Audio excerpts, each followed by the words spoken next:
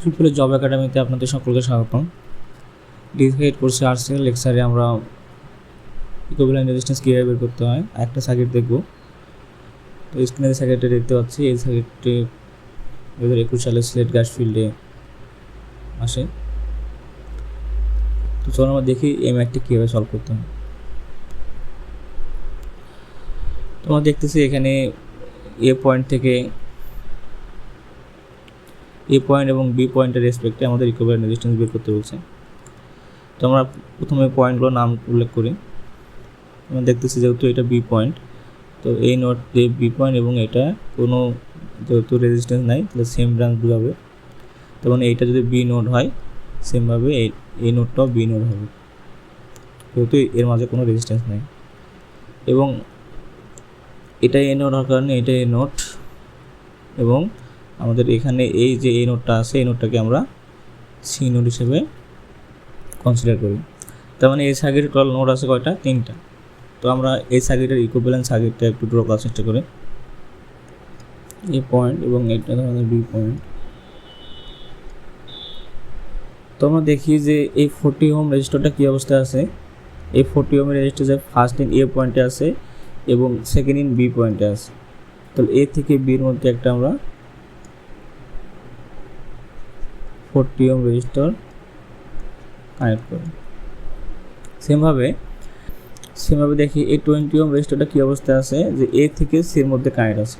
তো আমরা করি কি, যে এ থেকে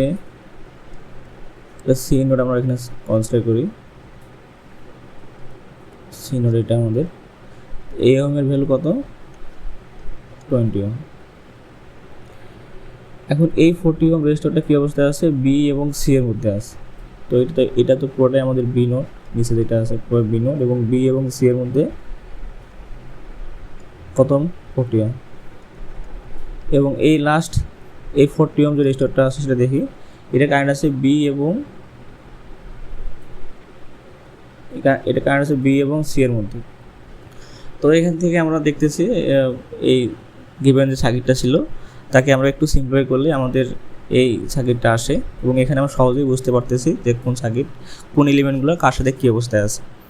তো এখানে দেখি আমরা যে এখানে যেহেতু এই 40 এবং এই 40 ওহমের রেজিস্টারগুলো কী অবস্থায় আছে? প্যারালাল অবস্থায় আছে, কারণ এর ফার্স্ট ইনগুলো সি নোডে এবং সেকেন্ড ইনগুলো কী অবস্থায়? বি নোডে আছে। তার মানে এই দুটো প্যারালাল অবস্থায় আছে।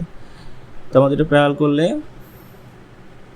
যে রেজিস্ট্যান্স আসতেছে তাকে আমরা এখানে সি নোটে একটা রেজিস্ট্যান্স কনভার্ট করে লিখবো আর কি। তো এখানে 40 অ্যাজ ইট ইজ থাক, এখানে 20টা অ্যাজ ইট ইজ থাক। এখানে 40 এবং এই 40কে ইকুইভ্যালেন্ট করে আমাদের সি এবং বি নোটের মধ্যে একটা এলিমেন্টকে কনসিডার করি। তাহলে 40 এবং এই 40 ইকুইভ্যালেন্ট করলে কত আসে? ইকুইভ্যালেন্ট 40। তো আমরা এটা অবশ্যই জানবো যে 20 হবে আর কি।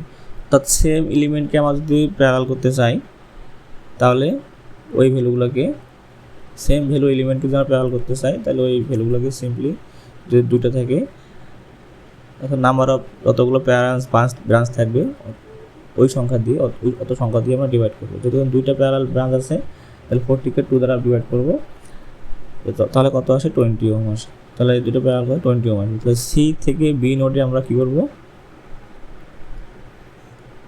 সি থেকে বি নোডে আমরা একটা এই যে দুটো প্যারাগুলো যেটা আসে সেটা কনসিডার করবো 20 ওহম। আচ্ছা এখন দেখতে পাচ্ছি যে আমাদের এই 20 ওহম আমরা এখন দেখতে পাচ্ছি যে এখানে এই 20 ওহম এবং এই 20 ওহম সিরিজে কানেক্ট আছে। 20 যোগ করলে 40 হবে। এই 40 এবং এই 40 কী হবে? তখন প্যারালাল অবস্থা হবে। এখান থেকে আমরা একটা সার্কিট আমরা ড্র করি। এ বির মধ্যে 40 তো অলরেডি আগে থেকে ছিলই, এবং এই দুইটাকে আমরা অর্থাৎ এই যে এ পয়েন্ট থেকে এটা বের হয়েছে যেহেতু, তো এ পয়েন্ট থেকে 40 এবং এই 40 যোগ হচ্ছে কোথায়? বি নোডে। তাহলে যেটা যোগ করলে 40 হবে, অর্থাৎ এ থেকে বি নোডে একটা 40 হবে।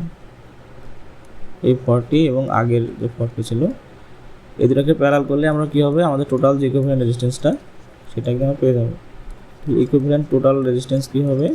যে এই 40 এবং এই 40 প্যারালাল অবস্থায় আছে, তো 40 প্যারালাল করলে আমাদের যেটা আসবে